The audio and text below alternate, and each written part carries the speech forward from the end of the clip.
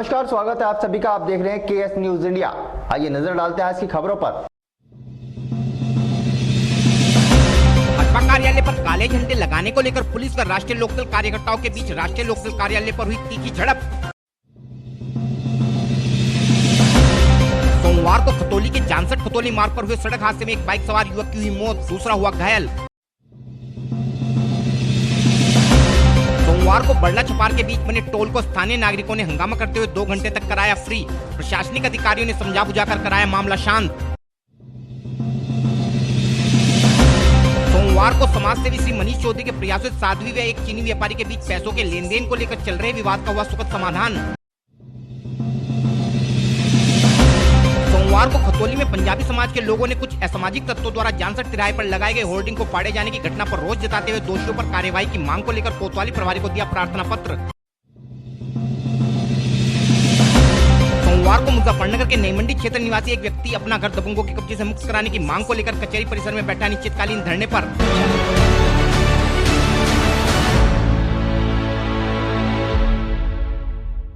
और अब खबरें विस्तार के साथ।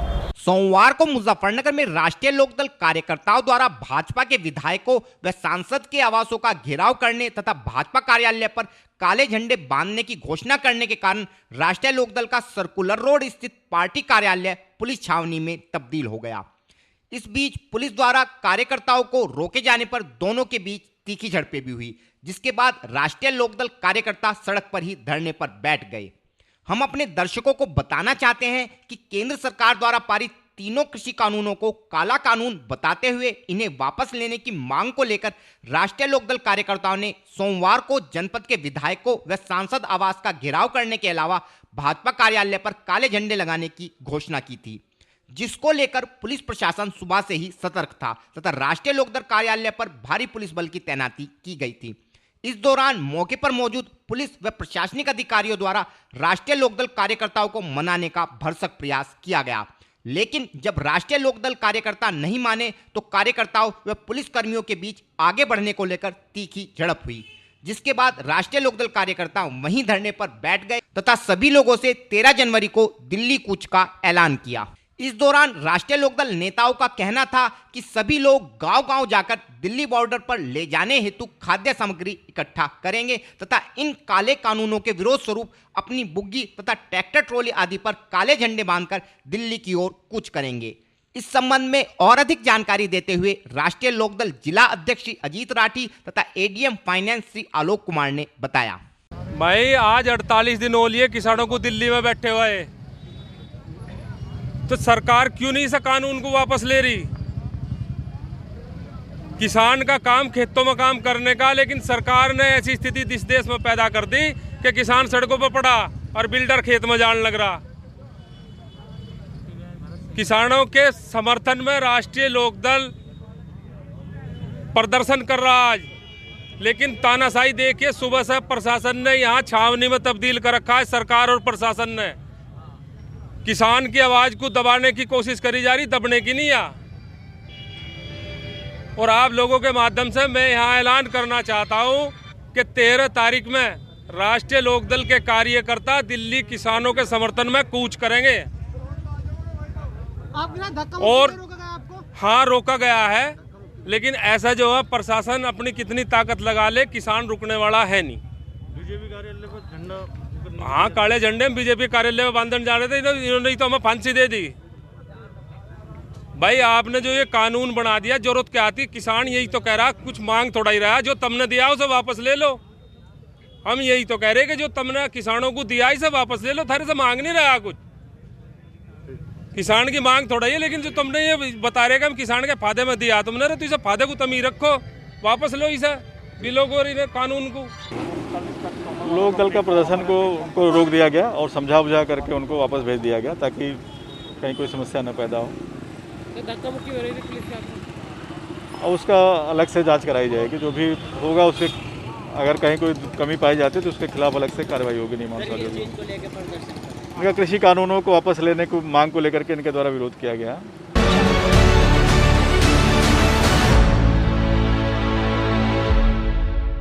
सोमवार को मुजफ्फरनगर के खतौली क्षेत्र में खतौली जानसठ मार्ग पर ग्राम लाड़पुर के निकट हुए एक सड़क हादसे में एक बाइक सवार युवक की दुखद मृत्यु हो गई, जबकि बाइक सवार दूसरा युवक घायल हो गया। हमारे चैनल को मिली जानकारी के अनुसार मेरठ क्षेत्र के दोराला कस्बे का निवासी अमरदीप सोमवार की सुबह अपने एक अन्य साथी के साथ अपने नाना के यहां निठारी जा रहा था। जब यह दोनों युवक मुजफ्फरनगर के खतौली जानसठ मार्ग पर ग्राम लाड़पुर के निकट पहुंचे तो एक ट्रक की साइड लगने के कारण दोनों युवक बाइक समेत सड़क पर गिर गए तथा इसी दौरान ट्रक का पिछला पहिया एक युवक के सर के ऊपर से उतरने के कारण युवक की मौके पर ही दुखद मृत्यु हो गई, जबकि उसका दूसरा साथी घायल हो गया। हादसे के बाद आरोपी ट्रक चालक मौके से फरार हो गया तथा घायल युवक द्वारा इस हादसे की सूचना फोन के माध्यम से अपने परिजनों को दी गई, जिसके बाद आक्रोशित ग्रामीणों ने मौके पर जाम लगा दिया तथा आरोपी ट्रक चालक को पकड़ने की मांग के अलावा पीड़ित परिवार को मुआवजे की मांग प्रशासन से करने लगे। बाद में मौके पर पहुंचे पुलिस कर्मियों ने आक्रोशित परिजनों को समझा बुझाकर मामला शांत कराते हुए जाम खुलवाया। इस संबंध में और अधिक जानकारी देते हुए मृतक युवक के परिजनों ने बताया। नाम है तुम्हारा? अभिषेक। अभिषेक, क्या हुआ? यहाँ पे एक्सीडेंट हो गया जी। मैं उनके पास उनके पीछे बैठा था। कैसे कैसे हुआ? कहाँ से आ रहे थे? आप कहाँ जा रहे थे? और जी दोराले से आ रहे थे। अच्छा, वो तो भैया को पता था कहाँ पे जाना। मैं तो जी देखो हाँ निठारी जा रहे थे। अच्छा, तो वहाँ पे हमें बाइक लानी थी वहाँ से अच्छा, ठीक करने के लिए। अच्छा, तो हम इधर से जा रहे थे। बुग्गी जब बुग्गी आ गई थी, बुग्गी से हल्के से ओवरटेक कर रहे थे तो वहाँ से इनके से ट्रक आ रहा था तो ट्रक से डिसबैलेंस हो गया इसकी उससे हल्की सी उसमें लगी बुग्गी में, तो उससे डिसबैलेंस हो गया उसमें गिर गई। वह गिर गया, मैं इनके उतर गया, वे इनके गिर गए। अच्छा, तुम दूसरी साइड गिर गए और दूसरी साइड? हाँ, अच्छा, फिर वे उसके पहिए के नीचे आ गए उनको सिर। अच्छा, क्या नाम था उनका? अमरदीप भैया। कौन से गाँव के? मैं नहीं, अमरदीप। वे है फलावदा। ट्रक का पता लगा या भाग गया ट्रक वाला? ट्रक वाले का नंबर ही ना दिखा जी, भाग गया। भाग गया वो। पुलिस को सूचना कर दी? पुलिस का नंबर मिला रहा था जी, पुलिस को मिल ही नहीं रहा था मेरे फ़ोन से। तो फिर पुलिस आ गई? फिर पुलिस आ गई, मैंने किसी के फ़ोन से मिलवाया था फिर। और कौन सी बाइक पे थे आप? स्प्लेंडर ही है। आपका नाम? मेरा नाम मिलन कुमार है। मिलन, क्या हुआ है?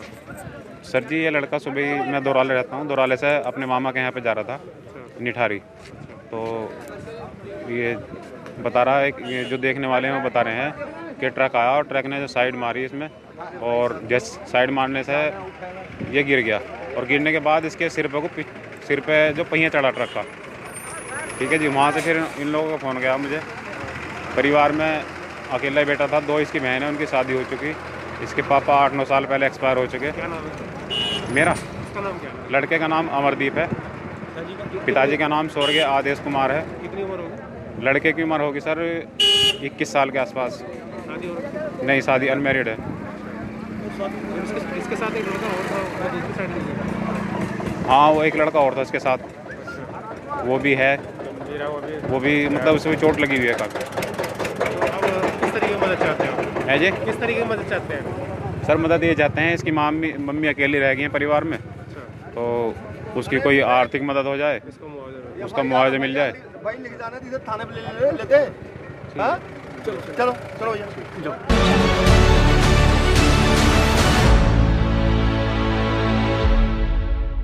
रविवार को मुजफ्फरनगर में राष्ट्रीय राजमार्ग प्राधिकरण ने छपार व बड़ला के बीच हाईवे पर बने टोल प्लाजा को आधी अधूरी सुविधाओं के साथ चालू करा दिया था, जिस कारण स्थानीय नागरिकों के साथ साथ हाईवे से गुजरने वाले वाहन चालकों में भी रोष व्याप्त था, क्योंकि एक तो राजमार्ग प्राधिकरण द्वारा हाईवे का निर्माण कार्य पूरा कराए बिना ही टोल को शुरू कर दिया गया था, वहीं दूसरी ओर स्थानीय नागरिकों के लिए भी टोल प्लाजा को फ्री नहीं किया गया था। इन सभी समस्याओं के चलते सोमवार को क्षेत्र के नागरिक राष्ट्रीय किसान मजदूर संगठन के कार्यकर्ताओं के साथ टोल प्लाजा पर पहुंचे तथा टोल बूथ पर हंगामा करते हुए टोल को फ्री करा दिया। टोल फ्री करा दिए जाने की सूचना पाकर एसडीएम सदर श्री दीपक कुमार मौके पर पहुंचे तथा क्षेत्रवासियों की समस्या को जाना। बोलना मत, या तो मुझे बोलना दे, आप बोल। इसमें आप कितना टाइम इसमें आप जो फैक्ट से हम लोग पता करके पूरा बात करके से 15 दिन में आपको बताते हैं, ठीक है। और जो खत्म कब तक हो जाएगा ये बताइए, तो चलो पता करना है, 15 दिन तो आगे बताओगे। जैसा होगा तो ऐसा बताएंगे ना। नहीं, सुनो मेरी बात। स्थानीय लोगों का कहना था कि एक तो अभी तक हाईवे का निर्माण कार्य पूरा नहीं हुआ है, वहीं दूसरी ओर स्थानीय लोगों को टोल से मुक्त नहीं रखा गया है, जिस पर एसडीएम दीपक कुमार ने हाईवे प्राधिकरण के अधिकारियों को मौके पर बुलाया तथा क्षेत्र के लोगों को आश्वस्त किया कि 10 किलोमीटर की परिधि में पड़ने वाले 15 गांव के लोगों से हल्के वाहनों पर किसी प्रकार का शुल्क नहीं लिया जाएगा तथा टोल की वसूली केवल कमर्शियल वाहनों से ही की जाएगी। इस प्रकार लगभग 2 घंटे तक चले हंगामे के बाद टोल को दोबारा चालू कराया जा सका। इस संबंध में और अधिक जानकारी देते हुए किसान मजदूर संगठन जिलाध्यक्ष श्री कांत त्यागी, टोल मैनेजर सुमित धनखड़ तथा एसडीएम सदर श्री दीपक कुमार ने बताया। हमारी मांग है तो जो अनलीगल टोल चलाया था इन्होंने, अभी तो कंस्ट्रक्शन का कार्य पूरा नहीं हुआ था, जो मानक है मानक पूरा भी नहीं किया, टोल चला गया, इसलिए कराया गया। और जो आसपास के जितने भी गाँव हैं जो लीगल रूप से जो है सेंट्रल गवर्नमेंट ने रिकॉग्नाइज कर रखे, उनका टोल फ्री होना चाहिए, उनसे टोल ले लेते हैं। धरना देने के तुरंत बाद ही टोल लीगल हो गया, फिर टोल चालू हो गया? नहीं, इन्होंने हमारी मांगे मान ली, जो गांव थे आसपास के उन्हें फ्री कर दिया, और इन्होंने 5 दिन हमारे से लिए कि 5 दिन में कंस्ट्रक्शन पूरा हो जाएगा। और नहीं 5 दिन में पूरा होता है जी? यदि 5 दिन में पूरा नहीं होता तो जबरदस्त टोल यो तो कह रहे हैं हम पूरा नाका बंद कर देंगे, आपके एक ही सड़क नहीं। कितने किलोमीटर की परिधि में टोल फ्री की बात रखी है? 15 किलोमीटर में। किस सिलसिले में, तो क्या इन लोगों की मांग थी? ये है कि ये धरना इसलिए देने आए थे, ये बोल रहे हैं कि हम जो टोल के आसपास के लोकल क्षेत्र हैं इसको फ्री किया जाए, और NHAI के द्वारा 275 रुपये का इनका महीने का पास है। हमारी कंपनी ने फिर भी इनकी बातों को मैच देते हुए 15 गाँव फ्री किया। सर कितनी रेडियस में फ्री किया गया है? कुछ लोग कह रहे हैं कि 15 किलोमीटर तक फिर फ्री किया गया है। हाँ, यानी 10 किलोमीटर का एरिया है, और उसके जो आसपास के 15-17 गाँव हैं सिर्फ ओनली कार है। कॉमर्शियल वाहनों के लिए क्या प्रोसीजर रखा गया है? कॉमर्शियल वाहनों का जो है वो टैक्स जो केंद्र और भोपाल साहब को पता है। तो जैसे सर बात हुई है किसान भी इससे सहमत है, किसानों को खुद होता है कि कॉमर्शियल जो व्हीकल है वो उससे बिजनेस होता है, एक पे करके जाए। सर जैसे फ्री किया गया है, उनका चार्ज कितना लगेगा? जो है या बिल्कुल फ्री होगा या कुछ चार्ज लगता है? जो कार है वो तो बिल्कुल फ्री है, पर उससे लोगों को नुकसान होगा। उससे नुकसान ये होगा कि उनकी गाड़ी पर फास्टैग लगा हुआ है, अगर वे टोल से फास्टैग जाएगा, अगर उसमें ये टोल का रिचार्ज करेंगे तो उससे फास्टैग इस चीज़ को लेकर धरना दिया सर। देखिए, इनको द्वारा बताया गया था कि अभी पूरा निर्माण कार्य नहीं हुआ है, टोल टैक्स चालू हो गया है, तो उसी चीज़ में इनकी कुछ समस्या है, तो वो समस्या सुलझी गई है, और उनका निस्तारण करने की भी NHAI वाली भी है, आपस में बात हो गई है, और वो लोग इस बात से खुश हैं। सर कौन से प्रकार के जो वाहन है उन्हें टोल फ्री किया गया है? वो इन लोगों ने NHAI वालों ने जो अपने किसान के लोग हैं, जो भी समस्या है, घरेलू वाहन, कमर्शियल वाहन के लिए क्या प्रोसीजर है? कमर्शियल वाहन। अच्छा, कितनी परिधि का टोल फ्री किया गया है सर? इनके 8-10 गाँव, 10-15 गाँव दिए हैं, NHAI वालों ने अपनी मर्जी से किया।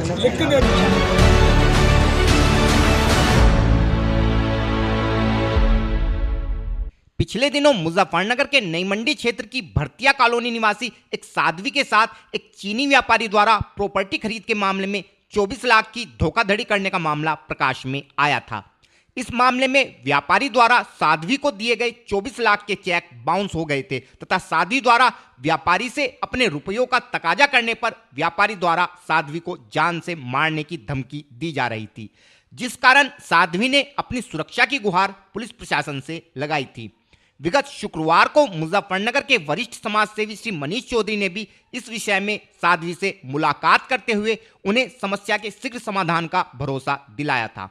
सोमवार को श्री मनीष चौधरी के प्रयासों के चलते इस मामले का सुखद निस्तारण हो गया, जिसमें आरोपी व्यापारी द्वारा शहर के गणमान्य लोगों की उपस्थिति में साध्वी से इस मामले में लिखित समझौता करते हुए तय की गई तारीख में संपूर्ण भुगतान करने का वायदा किया है। समस्या के सुखद निस्तारण पर श्री मनीष चौधरी ने मीडिया के साथ साथ जनपद के पुलिस प्रशासन का भी आभार व्यक्त किया है। इस संबंध में और अधिक जानकारी देते हुए साध्वी के एक परिजन आरोपी व्यापारी व श्री मनीष चौधरी ने बताया। विवाद ये था, हमने कुछ समय पहले अपनी प्रॉपर्टी पंकज कुमार धर्माणी जी को दी थी, जिसमें चेक बाउंस हो गए थे, हमारा पेमेंट पूरा नहीं हुआ था। अब हमारी थाना अध्यक्ष जी के सामने बैठ के लिखित में फैसला हो चुका है कि तय तारीख के अनुसार ये हमें पेमेंट कर देंगे। पेमेंट होने के बाद इनका हमारा कोई विवाद नहीं होगा। संतुष्ट है? संतुष्ट। नाम क्या आपका? मेरा नाम पंकज कुमार धर्माणी। पंकज जी, आप एक आरोप लगे थे 24 लाख रुपए को लेकर साधी जी ने लगाए थे, आपने जान से मारने की धमकी दी और कोई गबन था जमीन को लेकर, जो पैसे आपने नहीं दिए, क्या था उसका? नहीं महाराज, एक तो कोई जान से मारने की कोई धमकी वाली बात नहीं है। वो कुछ हमारे यहाँ एक कोई मिसहैपनिंग हो गई थी, कुछ थोड़ी सी प्रॉब्लम थी। दूसरा कि कुछ हमारा पेपर को लेके कोई विवाद था, लेकिन वो आपसी हमारा समझौता हो गया और माता जी के श्री चरणों में बैठ के डिसाइड हो गया। वो जैसे उन्होंने कहा उसी हिसाब से वो काम निपट जाएगा। अब आपका फैसला? अब हमारा फैसला हो गया, हमारा किसी तरह का कोई विवाद नहीं। कितने समय से आपका विवाद चल रहा था? विवाद तो लगभग 4 से 5 महीने का है। मतलब हमारा मई में हुआ था ये। कुछ इन्होंने प्रॉपर्टी के जो पेपर थे वो हमें ओरिजिनल रजिस्ट्री के टाइम पे ओरिजिनल देने थे, लेकिन इनके पास ओरिजिनल ना होने की वजह से विवाद था। इन्होंने हमें समय पे बताया कि हमारे पास ओरिजिनल पेपर नहीं है, जो कि किसी भी खरीदार का हक होता है। प्रॉपर्टी के पेपर अगर पार्टी ओरिजिनल नहीं देगी तो उस प्रॉपर्टी को कोई भी बाज़ार में ख़रीदने वाला नहीं मिलेगा। अगर सौदा करते समय वो बात हम लोग आपस में डिस्कस कर लें तो शायद उस समय के बाद उस पर कोई विवाद नहीं बनता। लेकिन हमारा ऐतराज़ था कि आपने हमें सौदा करते समय ये नहीं बताया कि हमारी प्रॉपर्टी के पेपर खो गए हैं।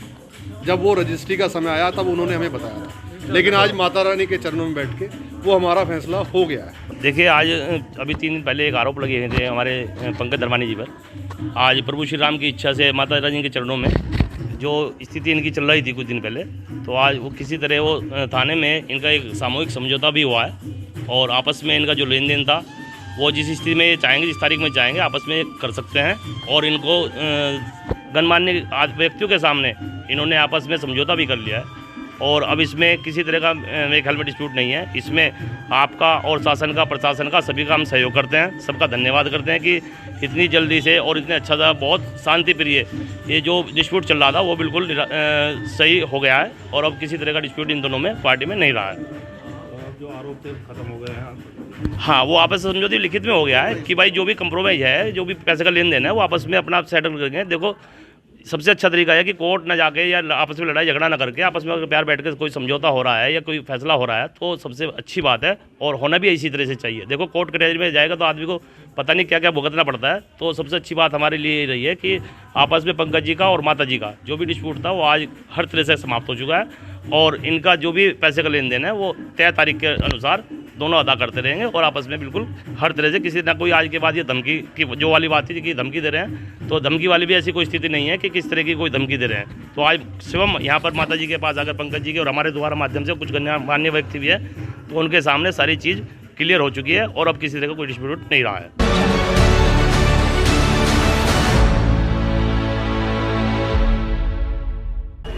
वक्त हो चला है KS न्यूज़ इंडिया में एक छोटे से ब्रेक का।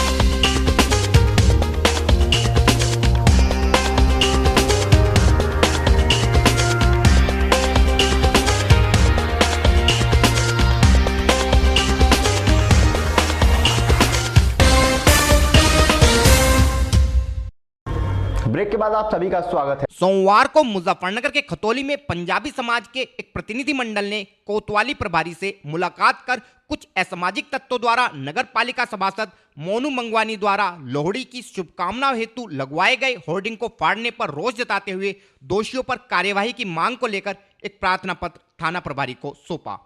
समाज के लोगों का कहना था कि समाज के वरिष्ठ नेता श्री मोनू मंगवानी द्वारा समस्त नगरवासियों को लोहड़ी पर्व की शुभकामनाएं देने हेतु नगर के जानसठ तिराहे पर एक होर्डिंग लगवाया गया था, लेकिन कुछ असामाजिक तत्वों द्वारा दुर्भावना के चलते इस होर्डिंग को ब्लेड से काट दिया गया है, जिस कारण समाज के समस्त लोगों में रोष व्याप्त है तथा समाज के सभी लोगों ने दोषियों के विरुद्ध कड़ी कार्यवाही की मांग पुलिस प्रशासन से की है।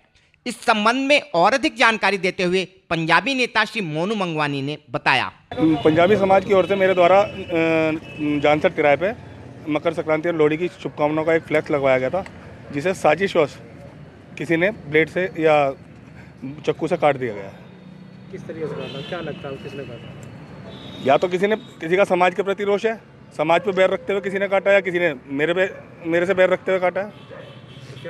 हमने थाने में इंस्पेक्टर साहब को उसकी तहरीर दी है और इंस्पेक्टर साहब से उचित कार्रवाई की मांग की है। क्या कोई सीसी फुटेज वगैरह? हाँ, हमने इंस्पेक्टर साहब को बताया खतौली चौपले पर सीसीटीवी कैमरे लगे हुए हैं, पेट्रोल पंप पे भी लगे हुए हैं, वहाँ से सीसीटीवी फुटेज देख के उस पर कार्रवाई की जाए। सामाजिक आहत की बात है इसमें? समाज में बहुत रोष है इसमें। लोहड़ी जो है पंजाबी समाज का एक मुख्य कार्यक्रम होता है, उसकी समाज द्वारा शुभकामनाएं दी गई थी, जिसे असामाजिक तत्वों ने समाज से द्वेष रखते हुए काटा है। हमारा कहना तो यह है कि हमारे समाज से द्वेष रखते हुए काटा है।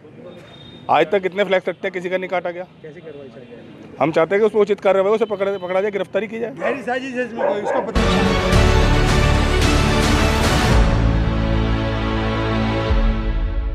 सोमवार को मुजफ्फरनगर के नई मंडी थाना क्षेत्र के मोहल्ला कल्याणपुरी निवासी मुकेश अपने परिवार समेत कचहरी परिसर में धरने पर बैठ गया। मुकेश के अनुसार नई मंडी क्षेत्र के कल्याणपुरी में उसका मकान प्रधानमंत्री आवास योजना के तहत बना हुआ है, जिसमें वह अपने परिवार समेत लगभग 30 वर्षों से निवास कर रहा है। कुछ अरसे से क्षेत्र के कुछ दबंग प्रवृत्ति के लोग उसके मकान पर कब्जा करना चाह रहे हैं, जिस कारण ये लोग मुकेश तथा उसके परिजनों को लगातार डरा धमका रहे हैं। इस संबंध में मुकेश द्वारा नई मंडी थाने में आरोपियों के विरुद्ध तहरीर भी दी गई थी, लेकिन आज तक भी पुलिस ने इस मामले में आरोपियों के विरुद्ध कोई कार्यवाही नहीं की है, जिस कारण आज भी उक्त दबंग लोग मुकेश पर मकान खाली करने का दबाव बना रहे हैं। हर तरफ से निराश होने के बाद मुकेश व उसके परिजनों ने इस मामले में जिलाधिकारी से मदद की गुहार लगाते हुए सोमवार से कचहरी में अनिश्चितकालीन धरना शुरू कर दिया है। इस विषय में और अधिक जानकारी देते हुए पीड़ित मुकेश ने बताया। सर, मेरे प्रधानमंत्री आवास योजना से मेरा मकान बना हुआ और मेरे मकान पर जबरदस्ती कब्जा करना चाह रहे हैं और फिलहाल भी अभी ताला तोड़कर मकान में घुसने को तैयार हो रहे हैं। वहाँ हम यहाँ धरने पे बैठे हुए मकान में घुसने लग रहे हैं। कब से है वो तुम्हारे मकान? तो मकान मेरे पास 30 साल रहा जी। कब्जा क्यों करना चाह रहे हैं? नुका जमीन मारी है। उस बारे में तुम किसी अधिकारी से मिले? अजी बहुत से मिल लिए, कुछ सुनवाई नहीं हो रही। तो आप इसमें क्या चाहते हैं? मेरा मकान चाहिए जी, मुझे मकान चाहिए जी, सुरक्षा चाहिए हमें। और उस पर पत्थर लगाया था प्रधानमंत्री का, वो भी तोड़ ताड़ कर उन्होंने बराबर कर दिया, लठ मार भी मिटा दी और पत्थर भी तोड़ दिया। तो धरने पर कब तक रहेंगे? धरना मेरा अनिश्चितकालीन है जी, जब तक हमें मकान नहीं मिलता और सुरक्षा जब तक मकान नहीं मिलने का, जब तक मैं यहाँ से उठने का नहीं, न मेरा कहीं और ठिकाना। आज के बुलेटिन में इतना ही। कल फिर होंगे हाजिर कुछ नई और ताज़ा खबरों के साथ। देखते रहिए KS न्यूज़ इंडिया।